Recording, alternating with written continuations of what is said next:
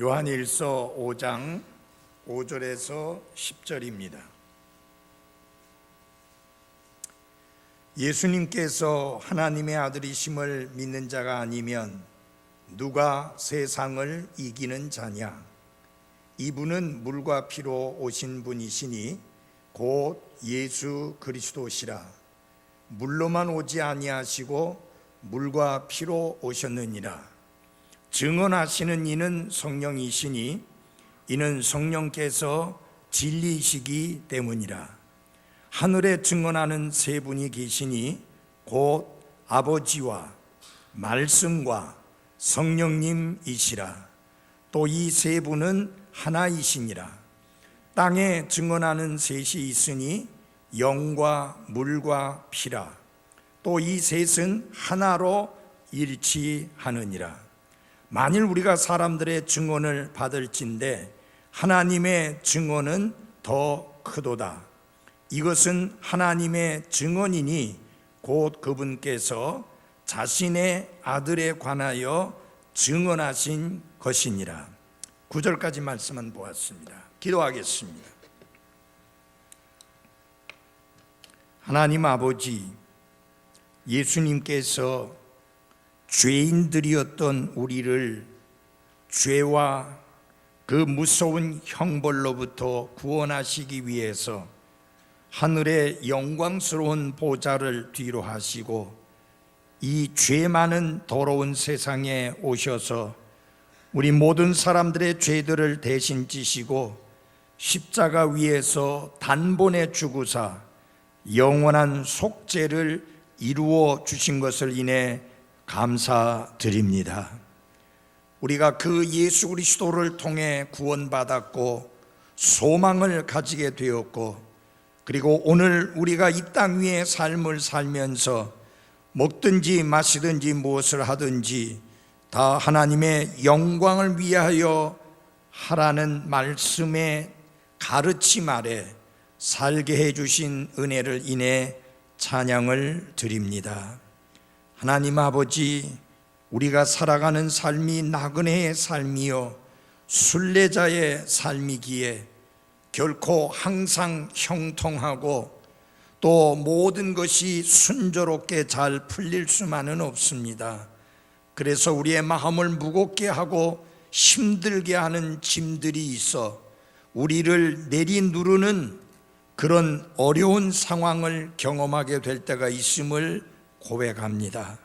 하나님 아버지, 여기 머리 숙인 사랑하는 성도님들 중에서 혹시 그 마음에 무거운 자신의 마음을 짓누르는 짐이 있거든 이 시간 주님 앞에 내려놓을 수 있게 해주시고 주님의 도우심과 은혜를 믿고 기다릴 수 있게 해 주옵소서. 예수님 이름으로 기도했습니다. 아멘. 앉아주시기 바랍니다.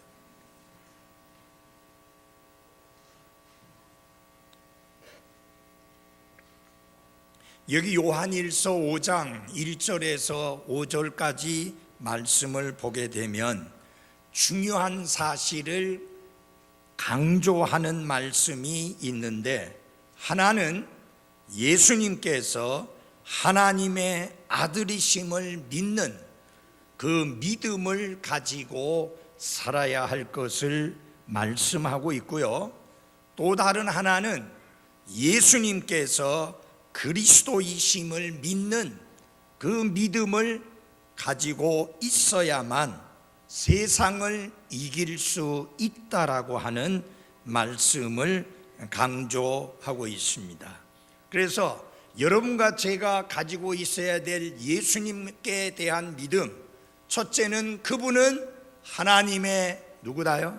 아들이시다 라는 믿음을 가지고 있어야 되고요, 그 다음에는 예수님은 그리스도이시다 라는 믿음을 가지고 살아가야 합니다.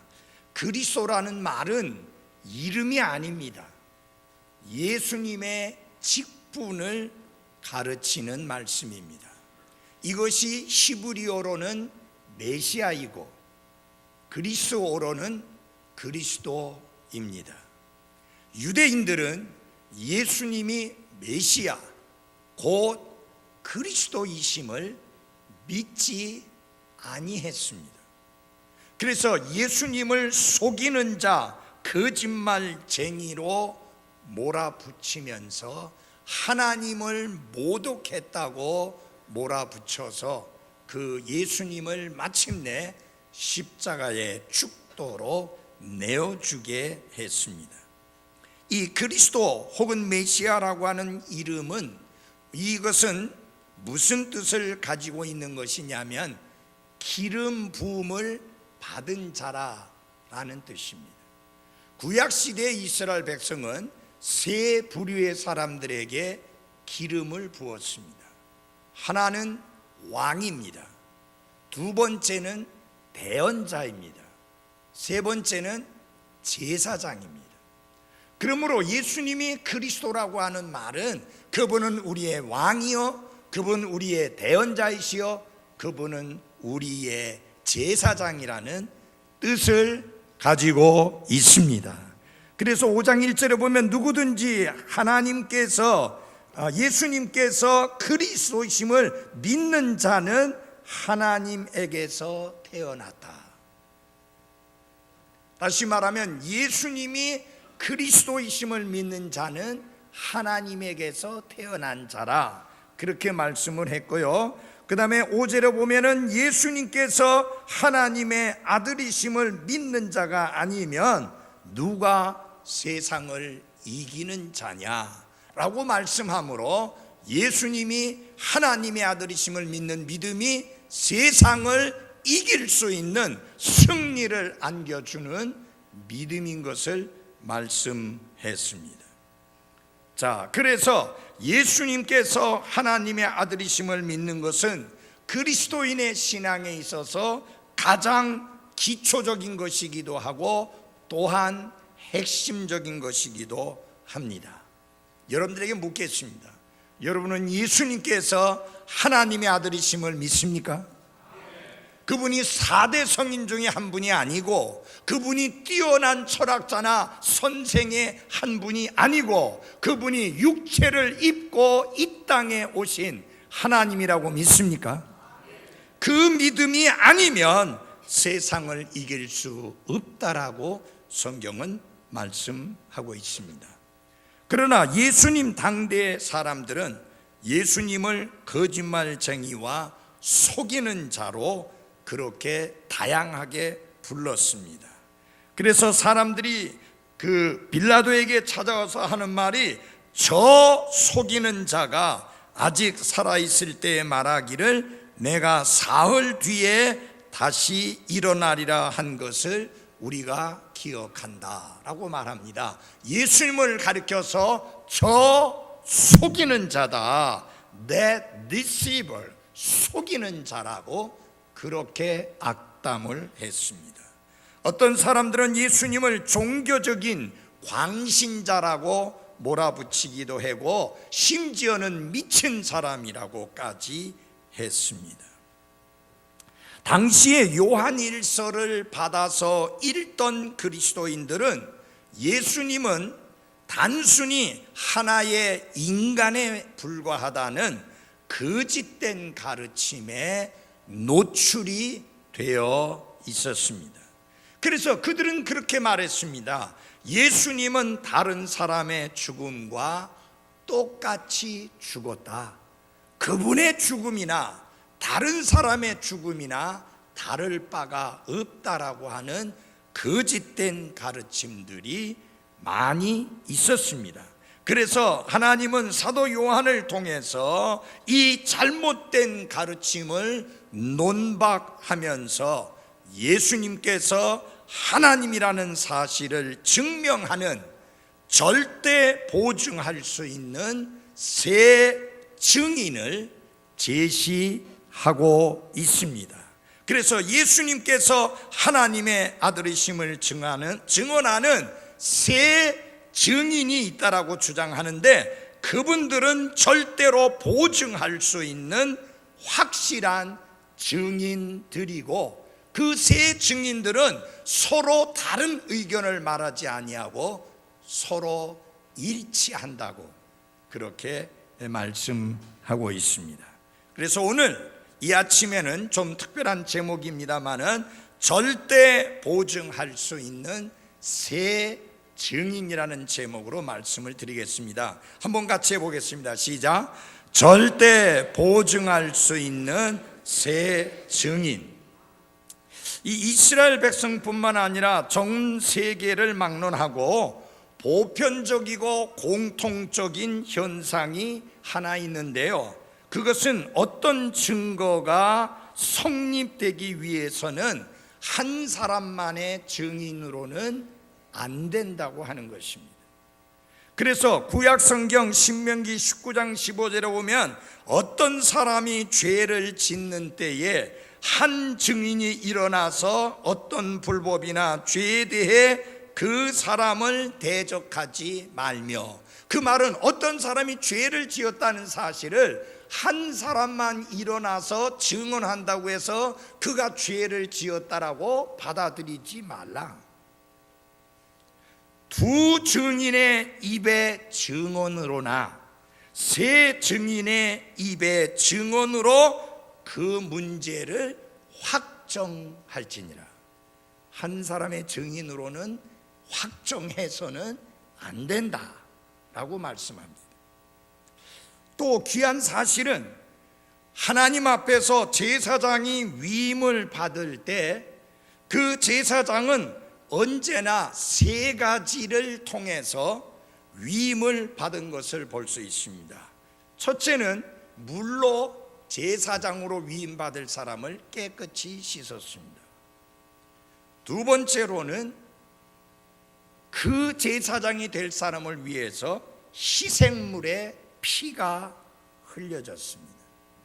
세 번째로는 제사장으로 위임받는 사람의 머리 위에 기름을 부었습니다. 이 세 가지를 통해서 제사장의 위임이 확정이 된 것입니다. 지금 제가 강조하는 거 잘 기억하셔요? 세 가지라는 거. 그뿐만 아니라 우리가 다윗이 죄를 짓고 난 다음에 하나님 앞에서 그 죄를 깨끗이 씻음 받기 위해서 외쳐 기도한 내용을 보면 거기에도 세 가지가 있어야만 깨끗이 씻음 받는 게 확정되는 것임을 말씀하고 있습니다. 시편 51편 7절에서 먼저 우슬초로 나를 정결하게 하소서. 여러분이 잘 기억하십니까? 6월절에 피를 바를 때 우슬초로 피를 찍어서 문 기둥과 문 인방에 바른 거 기억하시죠? 예. 거기에 피가 언급되면서 피로써 나를 정결하게 하소서. 그러면 내가 깨끗하리이다. 죄 씻음을 위해서는 피가 언급되고 있습니다. 그 다음에 나를 씻기소서. 워심이 나를 씻기소서. 여기에 물이 암시되어 있는 것을 볼 수 있습니다. 나를 씻겨주시면 내가 눈보다 더 희게 되리이다. 물로서 깨끗이 씻어내듯이 하나님 나를 깨끗이 씻어주소서. 물이 언급되고 있습니다. 아까 제사장에게 물, 피 나왔죠? 그 다음에 51편 12절에서 주의 자유로운 영으로 나를 떠받쳐 주소서. 성령님이 언급되고 있습니다. 이와 같이 죄를 씻기 위해서는 피와 물과 성령님이 필요하다라고 거기에 인식되고 있었고, 이 세 가지가 없이는 결코 죄를 제거할 수가 없었습니다. 자, 그래서 예수님이 이 땅에 육체를 입고 오신 하나님으로서, 그리고 하나님의 아들로서 우리의 죄들을 용서하실 수 있는 분이 되시려면 어떤 조건이 충족되어야 되느냐? 침례자 요한은 물로 침례를 베풀지만 그분은 성령으로 침례를 베푸시는 분이어야 합니다. 두 번째로는 우리를 정결케 하고 깨끗게 하실 수 있는 분이어야 합니다. 뿐만 아니라 피를 통해서 우리의 죄를 속죄하실 수 있는 분이어야만 합니다. 그래서 여기 하나님은 사도 요한을 통해서 예수님께서 하나님의 아들이라는 사실에 대한 증인들로서 절대 보증할 수 있는 세 증인들을 소개하고 있는데, 그게 뭐냐면 영과 물과 피요, 이것은 서로 일치한다 라고 말씀합니다. 우리 5장 8절 다 같이 읽어보겠습니다. 시작. 땅에 증언하는 셋이 있으니 영과 물과 피라. 또 이 셋은 하나로 일치하느니라. 여러분, 증인이 셋이 있는데, 보증할 만한 증인인데 이 세 증인이 각각 다른 소리를 하면 안 되잖아요. 이 세 증인이 서로 뭐한다? 일치한다. 근데 목사님, 사실은 중요하기는 5장 7절이 중요한 것 같은데 왜 5장 7절에 초점을 안 맞추고 오후에 5장 7절을 통해서 성경의 아주 중요한 교리 중에 하나인 삼위일체 교리에 대하여 말씀을 전하겠습니다. 참고로 이 구절은 흠정력 성경에만 나타나고 있습니다. 개역 성경에, 다른 영역본 성경에 나타나지 않고 오직 하나님이 섭리로 보존해 주신 흠정력 성경에만 5장 7절이 확실하게 나타나고 있고, 성경 중에서 드러내놓고 하나님의 삼위일체를 가르치는 유일한 구절이 바로 이 구절입니다.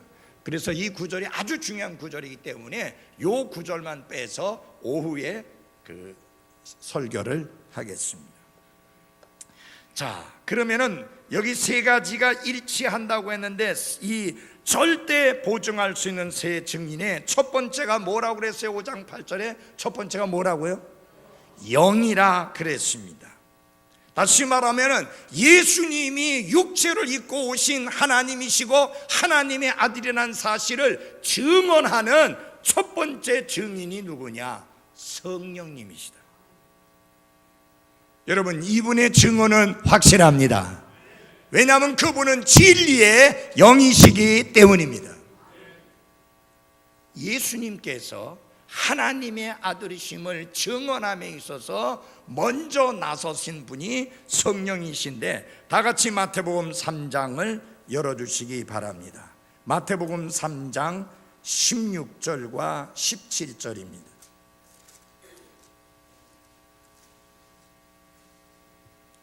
물론 이 말씀들 가운데에도 하나님의 삼위일체를 가르치고 있지만 좀 더 구체적인 것은 5장 7절입니다. 요한일서. 자, 제가 읽어드리겠습니다. 예수님께서 침례를 받으시고 곧바로 물속에서 올라오실 때에 누가 지금 침례를 받고 있습니까? God the Son, 성자 하나님이 침례를 받으셨습니다. 그 다음에 하늘들이 그분께 열렸으며 또 하나님의 영께서 비둘기같이 내려와 자기 위에 내려앉는 것을 그분께서 보시더라. 바로 이 성령 하나님이 그분 위에 내려와서 이는 살아계신 하나님의 아들이라고 증언해 주셨습니다. 그뿐만 아니라 성부 하나님도 가만히 계시지 아니하시고 증언해 주셨는데, 17절 다 같이 읽겠습니다. 시작. 보라, 하늘로부터 한 음성이 있어 이르시되 이 사람은 내 사랑하는 아들이라, 내가 그를 매우 기뻐하노라 하시니라. 성부 하나님은 하늘에서 음성으로 예수님께서 하나님의 아들이심을 증언해 주셨습니다. 자, 이 말씀 가운데도 성자 하나님은 침례를 받으시고 성령 하나님은 비둘기같이 내려와서 증언해 주시고 성부 하나님은 하늘에서 말씀해 주시고 삼위일체 하나님이 드러나고 있죠. 그러나 이 말씀 말고 딱 꼬집어 가지고 삼위일체 하나님을 가르치는 유일한 구절은 요한일서 5장 7절입니다. 그런데 이 삼위일체 하나님을 가장 강력하게 부인하는 자들이 여호와의 증인인데, 여호와의 증인들이 제일 싫어하는 구절이 요한일서 5장 7절이고 그들이 제일 싫어하는 성경이 킹제임스 성경이에요. 이 흠정역 성경. 왜? 너무나 분명하게 삼위일체 하나님을 드러내어 가르치고 있고 밝혀주고 있기 때문입니다. 오늘 오후에 좀 더 자세히 말씀드리겠습니다. 자, 이렇게 성령 하나님께서는 예수님이 하나님의 아들이심을 증언해 주셨는데, 거기에서 성령 하나님은 입으로 말씀하시진 않았어요. 그러면 성령 하나님은 말씀하시지 않는가? 예, 그분은 말씀으로 증언하십니다. 예수님께서 십자가에서 죽으시고 묻히셨다가 다시 살아나사 절대 확실한 많은 증거들로 그분이 부활하신 것을 40일 동안이나 보여주시고 하늘나라로 승천하셨습니다. 그리고 그 다음에 열흘 후에 누구를 보내주셨느냐? 성령님을 보내주셨습니다. 그리고 그 성령님께서 오셔서 하시는 일 가운데 가장 중요한 일이 무엇이냐? 예수님께서 하나님의 아들이시여 구원자이심을 증언하는 것입니다. 예수님은 이 성령 하나님이 오셔서 그 일을 하시기 전에 미리 말씀을 하셨습니다. 자, 한번 보시기 바랍니다. 요한복음 15장 26절을 제가 읽어드리겠습니다. 그러나 내가 아버지로부터 너희에게 보낼 위로자 곧 아버지로부터 나오는 진리의 영께서 오실 때에 그분께서 나에 대해 증언하실 것이요. 그분이 누구예요? 성령 하나님께서 성자 하나님을 증언할 것이다. 다시 말하면 성령 하나님이 오셔서 하는 일이 뭐냐? 예수님이 하나님의 아들이시라는 사실을 증언하실 것이다. 그래서 여러분, 첫 번째 절대 보증할 수 있는 증인, 그분이 누구라고요? 큰 소리로 성령 하나님이십니다. 우리는 성령 하나님의 증언을 신뢰할 수 있는 이유는 성령께서 진리이시기 때문입니다. 우리 요한일서 5장 6절을 한번 봐주십시오. 뭐라고 말씀하고 있는지. 요한일서 5장 6절입니다. 이분은 물과 피로 오신 분이시니 곧 예수 그리스도시라. 물로만 오지 아니하시고 물과 피로 오셨느니라. 그 다음에 같이 읽겠습니다. 시작. 증언하시는 이는 성령이시니 이는 성령께서 진리이시기 때문이라. 그분의 증언이 확실하고 그분의 증언을 신뢰할 수 있는 이유는 성령님이 진리이시기 때문이다. 여러분, 예수님도 자신을 가리켜 진리라고 말씀하셨죠. 성령님도 진리시죠. 그 다음에 예수님이 친히 증언하시기를 아버지의 말씀은 진리니다. 아버지도 진리다. 그리고 일치하잖아요. 우리는 예수님이 침례받을 때에 그곳에 있지 않았습니다. 그분이 십자가에서 죽으시며 피를 흘릴 때 우리는 그곳에 있지 않았습니다. 그러나 성령님께서는 그곳에 계셨습니다. 성령님은 이 땅에서 사역하실 때 존재하셨던 분으로서 오늘날도 이 땅에서 활동하시는 유일한 분이십니다. 아버지 하나님이 증언하셨는데 그건 과거잖아요. 하늘에서 소리 들렸고 그건 과거잖아요. 근데 오늘도 끊임없이 계속해서 현재 증언하고 계시는 분 누구라고? 예수님이 하나님이라고 증언하고 계시는 분은 성령 하나님이십니다. 아버지의 증언은 외적인 거예요. 하늘에서 소리가 들렸어요. 근데 우리는 그거 더 좋아하잖아요. 아니, 내 속에서 증언하는 건 눈에 보이지도 않고 귀에 들리지도 않으니까. 근데 하늘에서 음성이 들리는 거 우리 더 좋아하잖아요. 미안하지만 그런 외적인 증언은 더 이상 없습니다. 대신에 성령 하나님의 증언은 내적인 증언인데 우리 안에서 증언한다. 자, 우리 다 같이 요한일서 5장 10절을 열어주시기 바랍니다. 요한일서 5장 10절 조금만 같이 읽겠습니다. 시작. 하나님의 아들을 믿는 자는 자기 안에 이 증언을 가지고 있다. 그 마음속에, 그 내면 속에 예수님은 하나님의 아들이라는 것을 증언해 주는 그 증언을 그 속에 가지고 있다. 여러분, 사도 베드로는 우리가 소리를 들었다, 눈으로도 봤다. 근데 이것보다 더 확실한 것이 있다. 하나님의 기록된 말씀이라고 했습니다. 그런데 이 기록된 성경 기록만 있는 게 아니라 더 중요한 것은 우리 속에 성령 하나님의 증언이 있다고 하는 사실입니다. 이 성령 하나님이여 내 영하고 짝짝꿍해서 증언해 주십니다. 로마서 8장 16절에 보면은 성령께서 친히 우리의 영과 더불어 우리가 하나님의 자녀인 것을 증언하시나니, 하나님의 아들 예수님이 하나님의 아들이시여 구원자이시여 주님이신 것을 믿는 너희는 하나님의 자녀라 라는 사실을 우리 안에, 우리 속에서 증언하고 계시는 분이 성령 하나님이십니다. 내적인 증거. 그래서 여러분, 구원받은 사람에게는 구원받은 것을 확실하게 드러내 보이는 세 가지 증거가 있습니다. 하나는 내적으로 성령 하나님이 하나님의 자녀인 것을 증언해 주시는 내적인 증거가 있습니다. 여러분 속에 그게 있어요? 여러분의 마음속에 하나님의 성령께서 여러분이 하나님의 자녀인 것을 결코 지울 수 없이 증언해 주시는 그 증언이 있습니까? 이게 구원받은 자에게 내적인 증거가 있어요. 그 다음에 외적인 증거도 있어요. 생활 속에 일어난 변화예요. 그런즉 누구든지 그리스도 예수님 안에 있으면 새로운 창조물이라 옛 것들은 지나갔으니 보라 모든 것이 어떻게 새롭게 되었도다. 그 다음에 객관적인 증거가 있어요. 그 객관적인 증거가 뭐냐? 기록된 성경 기록입니다. 이 말씀이, 이 객관적인 증거인 성경 기록이 누구든지 예수님께서 하나님의 아들이심을 믿는 자는 하나님께로부터 난 자이다, 그가 하나님의 자녀라 증언해 주고 계시는 것입니다.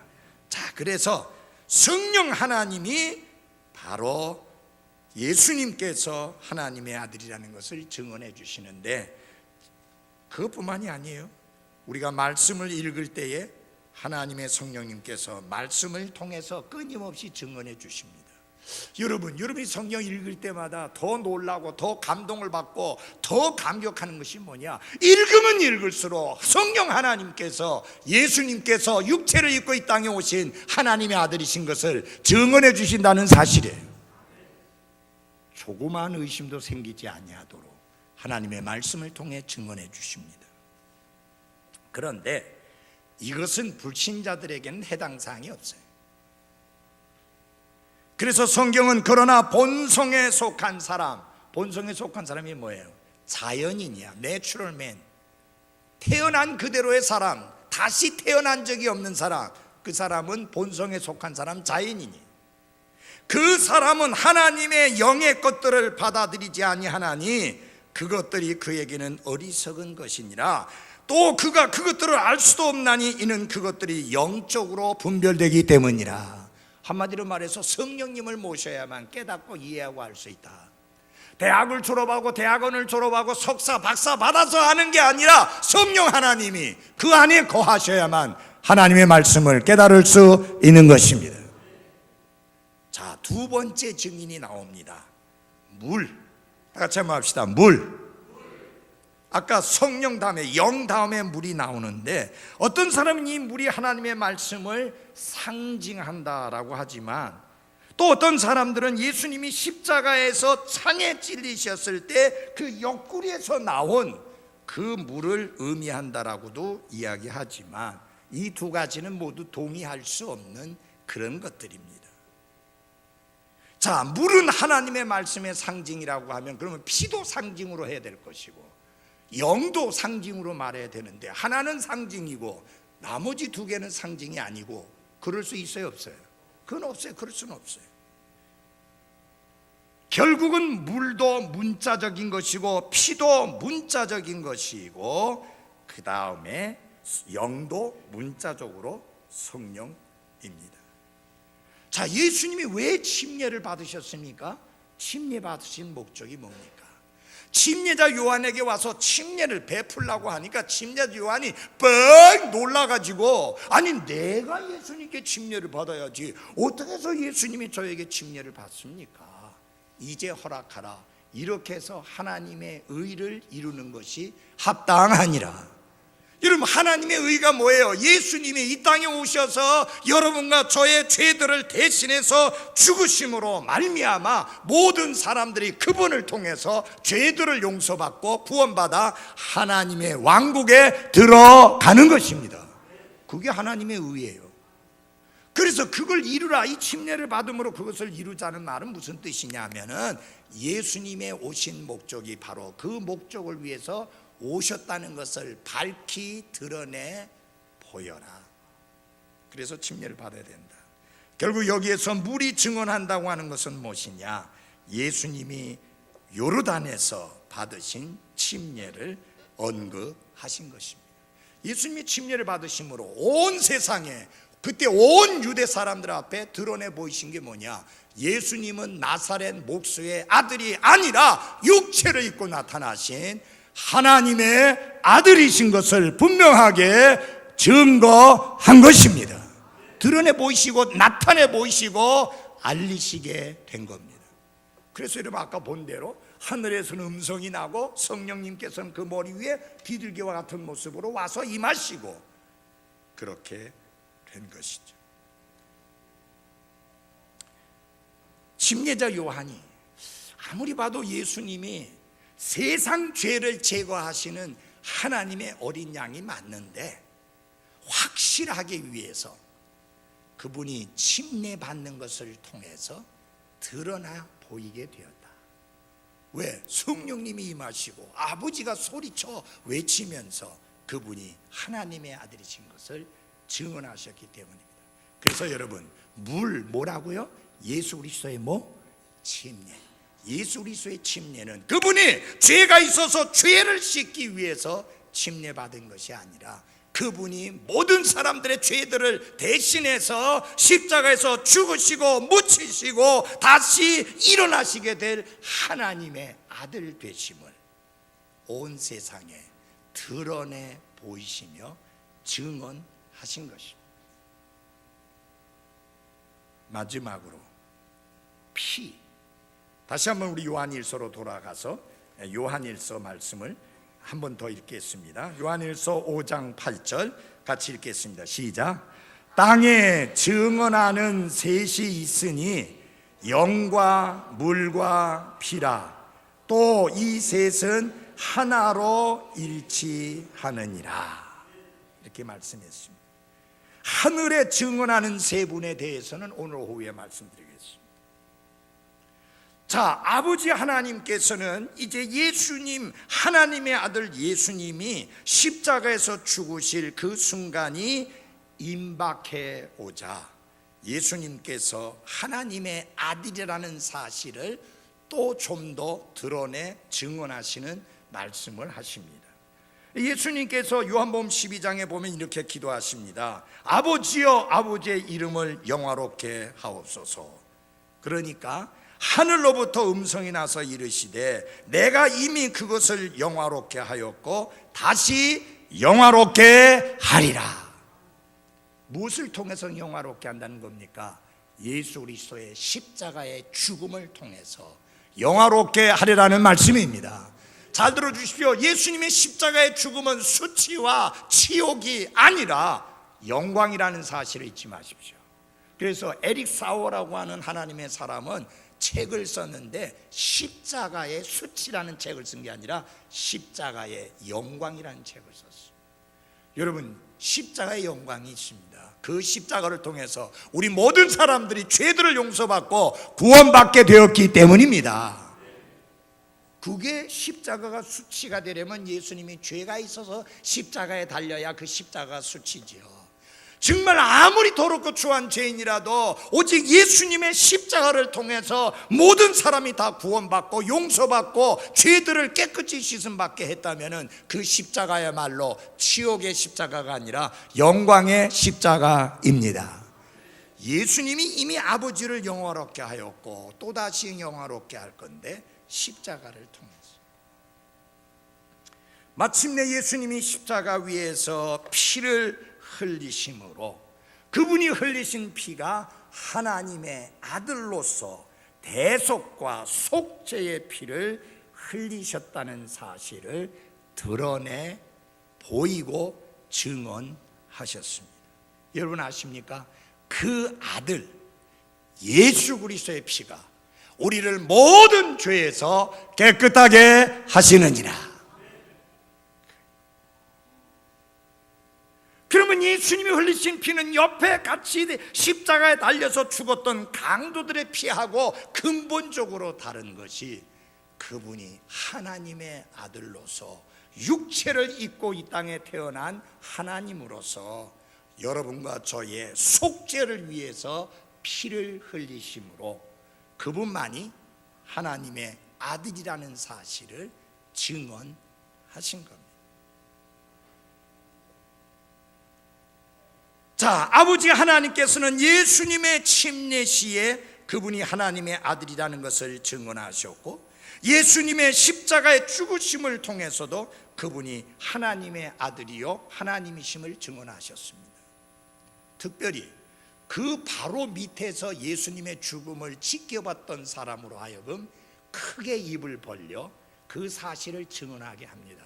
이는 진실로 하나님의 아들이도다.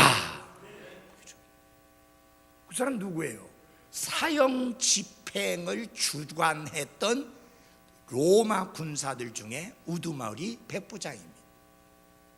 그가 지켜보고 야 역시 예수님은 사기꾼이야, 야 역시 예수님은 거짓말쟁이야, 야 역시 예수님은 속이는 자야, 그렇게 말한 게 아니라 그분이 친히 말씀하신 대로 그분은 진실로 하나님의 아들이었도다 라고 고백했습니다. 예수님의 흘리신 피는 그분이 하나님의 아들이심을 잘 증언하고 있습니다. 하나님 아버지께서도 그분이 하나님의 아들이라는 사실을 기적적인 권능을 통해서 여러 가지로 또 증언해 주셨습니다. 여러분 잘 보십시오. 전혀 생각할 수 없었던 초자연적인 어두움이 임했습니다. 슈퍼내추럴 다크니스, 초자연적인 어둠이 임했어요. 이제 6시부터 9시까지 어둠이 온 땅을 덮었더라. 이때는 어두울 때가 아니에요. 시간적으로 하나님이 덮었어요. 그 다음에 여러분 멀쩡하던 땅이 지진이 일어나가지고 땅이 진동하며 바위들이 터져 나왔다. 그 다음에 제일 중요한 것 중에 하나가 성전의 휘장이 찢어져서 둘로 찢어졌다. 아멘. 이거 굉장히 중요한 거예요. 예수님이 하나님의 아들로서 십자가 위에서 피를 흘림으로 말미암아 이제 누구든지 그분을 통해서 하나님 앞에 당당하게 나아갈 수 있다는 사실을 하나님이 증언해 주신 것입니다. 그게 뭘 통해서 증언된 거냐? 피를 통해서. 여러분 이 휘장이요 얼마나 단단하냐면요 20마력의 힘으로 양쪽에서 잡아 당겨도 찢어지지 않는답니다. 여러분 20마력이라는 게 무슨 힘인지 아시죠? 양쪽에 20마리의 말들이 힘을 가해서 양쪽으로 잡아 끌어도 휘장이 찢어지지 않는다는 거예요. 누가 찢은 거예요? 하나님이 친히 찢은 거예요. 그래서 예수님이 하나님의 아들이시여 그분의 흘리신 피를 통해서 양과 염소나 송아지 피가 아닌 그분의 피를 통해서 하나님 앞에 당당히 나아갈 수 있다는 사실을 증언해 주신 것입니다. 자, 피가 증언합니다. 예수님의 침례를 의미하는 물이 증언합니다.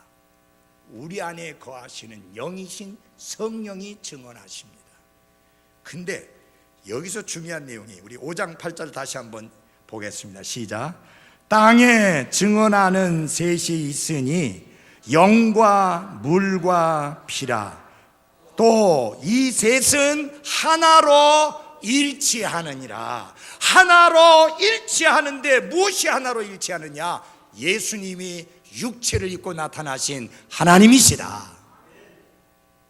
임마누엘이시다. 하나님의 아들이시다. 사람이 아니고 하나님의 아들이시다. 단순히 한 인간이 아니고 하나님의 아들이라는 것을 증언하는데 이 셋이 일치한다. 이렇게 했습니다. 그래서 사도 요한은 이렇게 말합니다. 9절을 다 같이 읽어보겠습니다. 시작. 만일 우리가 사람들의 증언을 받을진대 하나님의 증언은 더 크도다. 이것은 하나님의 증언이니 곧 그분께서 자신의 아들에 관하여 증언하신 것이니라. 우리가 사람들의 증언은 받으면서 왜 하나님의 증언은 받지 않고 거절합니까? 종종 사람들이 그런 이야기를 합니다. 나도 믿음을 가지고 살았으면 좋을 텐데. 근데요 여러분, 모든 사람은 다 믿음으로 삽니다. Lives by faith. 모든 사람이 다 그래요. 그들이 하나님의 아들 예수님을 구원자와 주님으로 믿는 믿음을 안 가지고 있을 뿐이지 사람들은 매일매일 믿음으로 삽니다. 여러분 여기 앉아 계시는데 믿음으로 여기 앉아 계시는 거예요. 무슨 믿음? 저 지붕이 내려앉지 않을 거라는 믿음. 이 밑이 꺼져갖고 밑으로 사라지지 않을 거라는 믿음. 맞아요? 네. 그리고 목사님이 소리쳐 설교하는데 거짓말, 이단교리, 엉뚱한 거 가르치지 않을 거라는 믿음. 우리는 매일매일 순간순간 믿음으로 삽니다. 예를 들어 보십시오. 여러분들은 의사를 믿습니다. 약사도 믿고요. 약사가 독약 줄 거라고 믿는 사람 아무도 없잖아요. 내 몸에 의사가 처방한 대로 정확한 약을 줄 거라고 믿어요. 식당에 가면 여러분 그 주방장 얼굴도 안 봤는데 믿잖아요. 독약 담은 그런 음식을 안 내줄 거라고 믿잖아요. 그렇게 신뢰하잖아요. 맞아요? 운전하는 분들, 저 건너편에서 운전하는 사람이 이쪽으로 끼어들지 않을 거라고 믿고 신뢰하고 운전하잖아요. 그런 믿음 없으면 중간에 분리벽도 없는데 2차선 도로 가려고 하면 얼마나 겁나고 못 가겠어요. 그래서 저 사람들이 멀쩡하게 운전할 거라고 하는 신뢰가 있기 때문에 여기서 차 오고 나는 가면서 서로 마주치면서도 이렇게 하면서 가잖아요. 때때로 이 믿음을, 이 신뢰를 무너뜨리는 사람들이 있죠. 중앙선을 넘어서 들어와 갖고 받는 사람. 이렇게 사람들은 순간순간 믿음을 행사하면서 살면서도 왜 하나님을 신뢰하지 못하는지 다시 말씀드립니다. 예수님은 하나님의 아들이십니다. 육체를 입고 나타나신 하나님이십니다. 그분은 우리의 구원자요, 그분은 우리의 왕이요, 그분은 우리의 대언자요, 그분은 우리의 제사장이십니다. 그분을 통해서 우리가 하나님 앞에 당당히 나아갈 수 있음을 감사하십시오. 하나님은 절대 보증할 수 있는 세 증인을 통해서 예수님이 하나님의 아들인 것을 증언하셨습니다. 우리는 이 증언이 참되다고 믿고 하나님께 감사를 드립니다. 기도하겠습니다.